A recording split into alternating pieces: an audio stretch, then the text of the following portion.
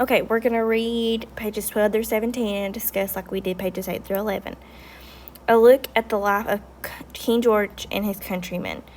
George III was 22 years old when he succeeded his grandfather as king in 1760. He was married to a German princess named Charlotte, and they would become parents of 15 children. The king was absolutely devoted to his family. Their favorite home was a palace in the English countryside surrounded by roses, pinks, carnations, and orange, lemon, and tea trees. But they spent most of their time in a smaller brick mansion called Buckingham House, usually known as the Queen's House, in London, England, the capital of Great Britain, where the king worked. You can see there, he looks happy with his family. Page 13. London, with its 740,000 inhabitants, was the biggest city in Europe and the center of British government. London's residents were proud of their long history and high level of cultural achievement. For fun, they went to mass balls and the theater, gambled at cards, dice, and roulette, belonged to all sorts of clubs, and met at coffee houses, taverns, cockfights, chop houses, and pleasure gardens. Noisy streets teemed with horses, carriages, ballad singers, flower sellers, fishmongers, and ladies and gentlemen in fancy white wigs wearing all the latest fashions. But the overcrowded city had its share of problems too. The death rate was high. All the coal that the residents used as fuel, caused black rain and thick sooty smog. Food and drinking water was often unhealthy. Riots were common, and public hangings drew rowdy mobs. Thousands of beggars and pickpockets were evidence of the poverty run amok. All right, it says enormous crowds from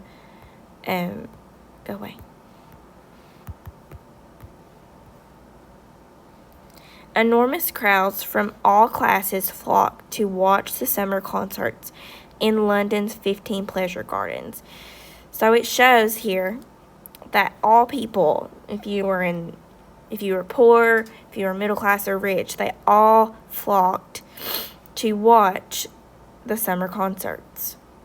Okay, so now we've taken a look at King George III's life, so let's take a look at George Washington's life.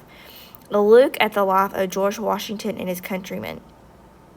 George Washington was married to a wealthy widow named Martha Curtis. Tiny, outgoing, and plump, Martha was a charming hostess. More than 2,000 guests visited their Mount Vernon home in the years before 1775. Martha had 2 young children from her previous marriage, and Washington adored them. You can actually visit Mount Vernon now.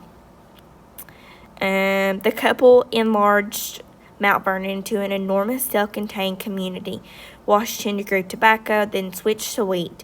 Besides raising mules, sheep, hogs, and prize bulls, he also bred horses and foxhounds, netted tons of fish, and grew such things as wild grapes, Indian corn, oats, clover, flax, hemp, and nut, apple, and pear, apricot, and cherry trees.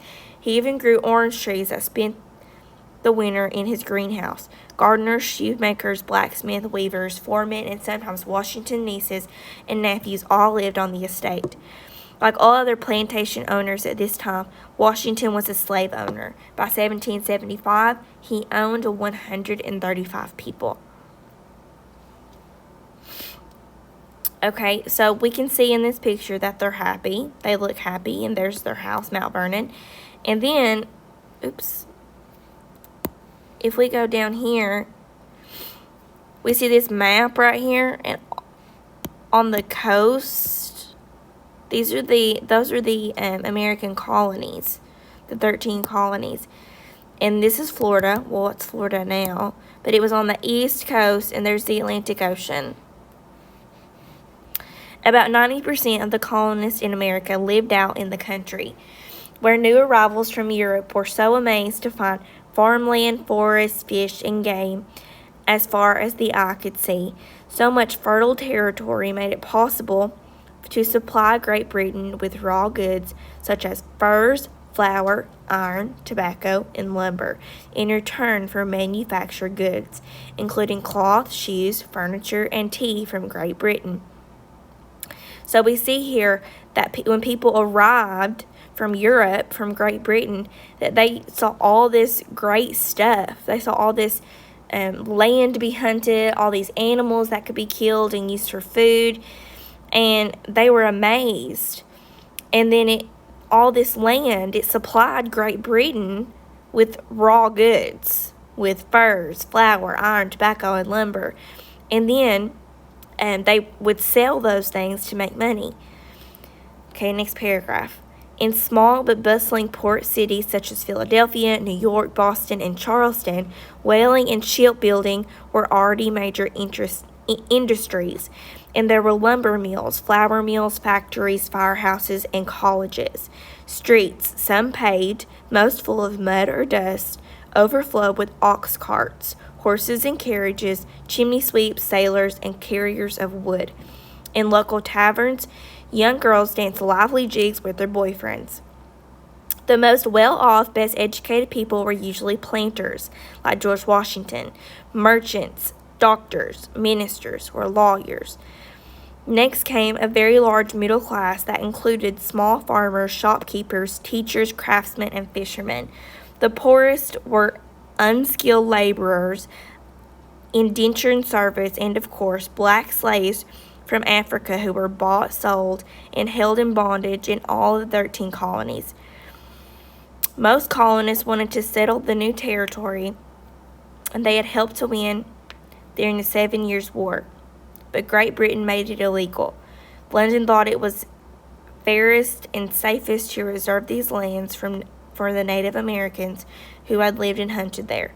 George Washington agreed with plenty other colonial settlers who thought the law unfairly limited their rights, but they poured into the West anyway.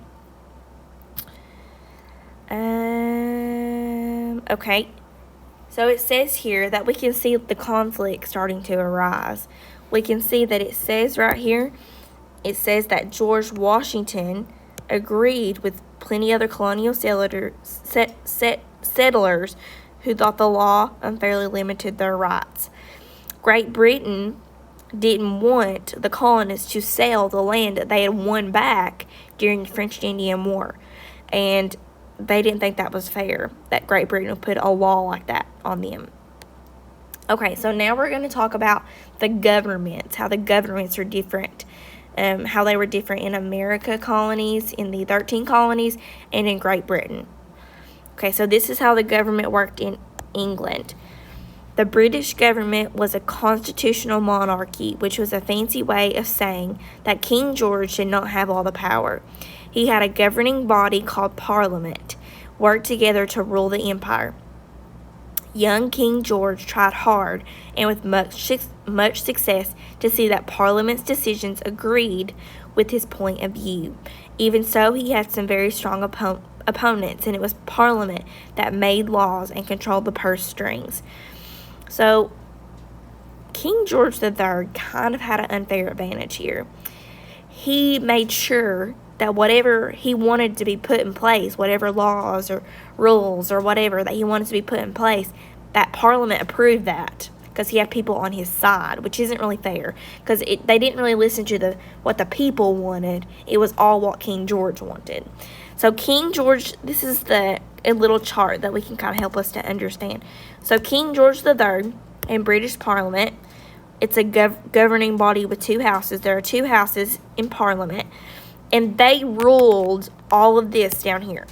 Okay, so British Parliament had the say-so for the rules, but King George had the opportunities, and he kind of had the pull to sway Parliament and how they thought. So British Parliament and King George, after this, it goes to the House of the Lords and the House of the Commons. The House of the Lords is the upper house, so it's above the House of Commons, and it is made up of noblemen who inherited the right to be members. So it's inherited people, whoever your family is. If you have a good last name, then you got in here. Okay, House of the Commons is the lower house. Members that were elected by the people, but sons of noblemen often rigged their own elections or brought their seats.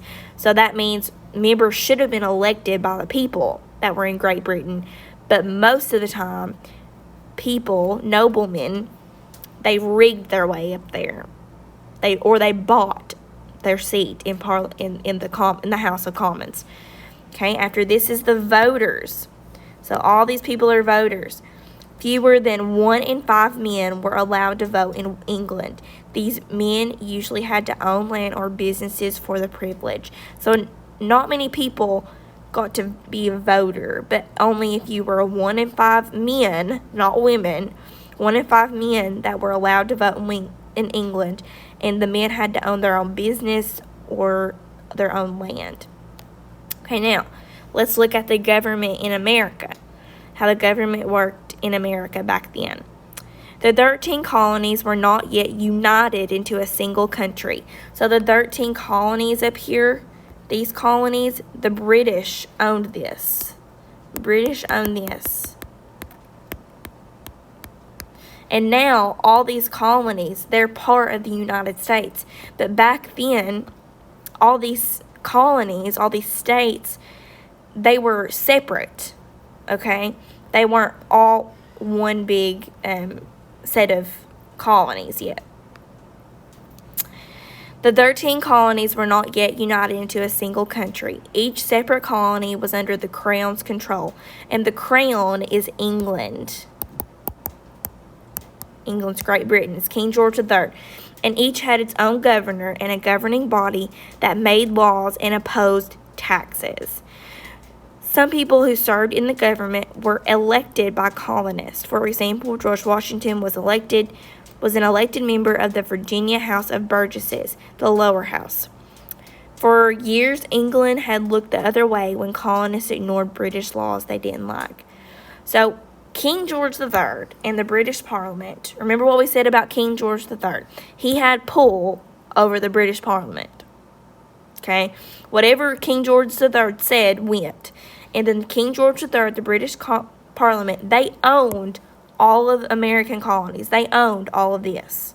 But this is how it worked back then. We know now that's not how it works because we're our own country. But then you have, after King George III, British Parliament, they made a law. The 13 governors got involved. Okay, there were 13 colonies, so there was a governor for each colony. All these men. Each colony had its own governor. All but 2 were appointed by the Crown to serve as Great Britain's chief representatives. Their job was to enforce British laws and carry out British orders. Okay, so all these men right here, they were appointed by the Crown. They were appointed by England, King George. Okay, and their job was to make sure that American colonies followed all the rules that King George and the British Parliament had put in place. So then after this, if we go down, the 13 governing bodies, they made laws for each colony and sent them to England for approval. Like British Parliament, most governing bodies had 2 houses. Okay, so for each colony, you had a house. You had a governing body. Let's see, 1, 2, 3, 4, 5, 6, 7, 8, 9, 10, 11, 12, 13. So there's 13. These are the governing bodies, the houses that they worked in. All right, so then if we go down, we have the upper house and the lower house. So the upper house consisted of the king or his representatives. They picked the members of the upper house. So the King George III, up here, and the Parliament, they picked who they wanted in the upper house. And then over here is the lower house. And it says all members were white male colonists and most were wealthy. Their job was to carry out British laws and levy taxes to pay for public expenses in each colony. So they were in control of the taxes. Most of them were wealthy. Okay? And then down here, back in this time, women didn't have the right to vote. So voters were white male colonial landowners, 21 or older. So now that's changed. Women can vote now. But that's how it was back then. Okay, so now, what do we notice and what do we wonder? If we go back up here, I noticed that King George's family, and George Washington's family, they look happy, don't they? And then if we go back up here, it says that there were 740,000 inhabitants of London, England. And then it was overcrowded, and it had food and drink and water were often unhealthy, and it had sooty smog. It was gross, and there were beggars and pickpockets, and poverty ran amok. That means it was everywhere. So I wonder, why was England so overcrowded and poor? And I also wonder how Native Americans felt about all the colonists coming over to America. And because there were Indians in America at the time, so I wonder how they felt when all these people were coming over and building houses and settling on land when the Indians owned that land in the first place. That's not really fair. And then why did America have to have so many more parts of their government than England? Because if we look at England's government and then look at ours back then, it's a lot different. Okay, so now what we're going to do, now that we've read that, is we're going to go over, you have a question on Google Classroom. Let me see if I can find it so we can look at it together. Lesson 1. I believe it's this one. So we're looking at this part down here. Next, flip to page 7. Read the sentence on that last page. Does the author provide evidence to that statement on the introduction page? And then this is the video that you're watching right now. If you've watched the video above, you should know the answer. Remember, always answer in complete sentences and restate the question. Okay, so we're going to flip to page 7. And we're going to look at that last sentence. Okay, and we're going to find evidence, text evidence that supports that sentence. So if we go back, let's look at our book again. I'm going to go back up here to the introduction page. And there it is. Okay, so we're looking at this last sentence here. There are 2 sides to every story. Okay, now, why is it important to understand all 2 sides of a story? And what were the perspectives of the 2 sides of the American Revolution? Can we answer these questions yet? No. We can't, because we don't have all the information yet. We haven't read the rest of the book. We don't know everything that King George III and that George Washington went through and what they did. And we're going to look at all sides of the story of the American Revolution. We're going to get a really deep understanding. We're going to reread our text to find the information, and we're going to look for evidence in the text to provide that there is more than one side to the story. And we're going to find out what each side of what each perspective thought. We're going to find out what George Washington thought and what King George III thought. Okay, we can't answer these questions yet, but we will be able to. Okay, let's go back down here. There are 2 sides to every story. Does the author include evidence in this introduction to support this statement? Does the author include evidence that supports what this says? There are 2 sides to every story.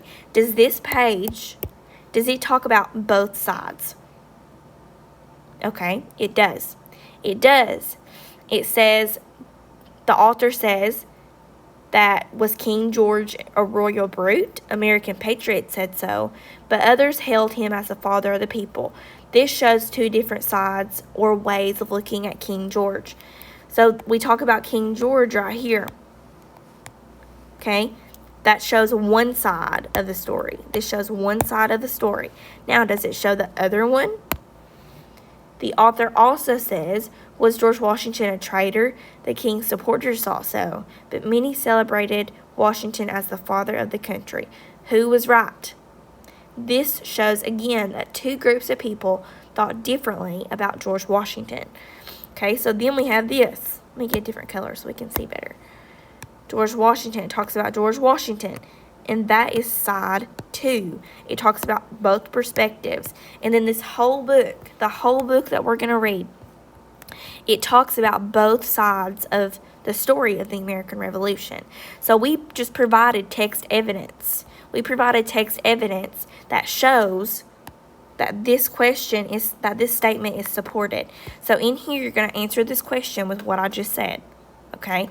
Read the last sentence on that page. Does the author provide evidence to the statement on the introduction page? Tell me what evidence that it provides. All right.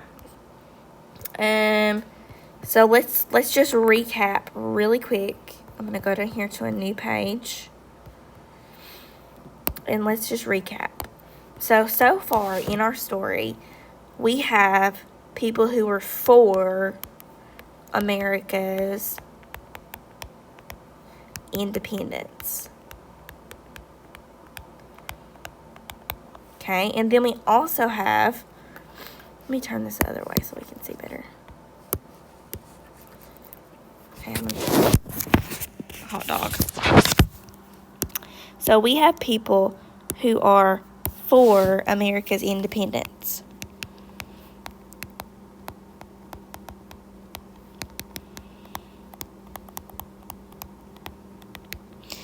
And we also have people who are against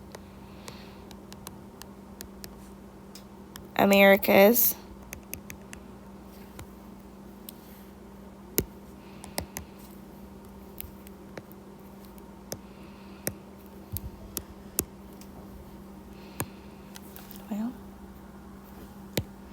there we go. Against America's independence.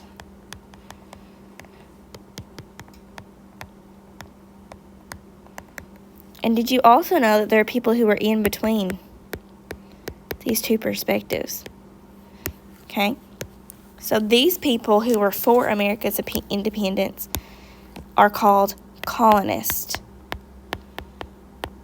And they lived in 13 colonies. Against America's independence was Great Britain.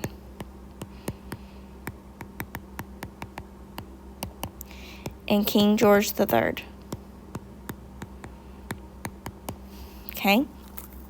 And they owned all the 13 colonies.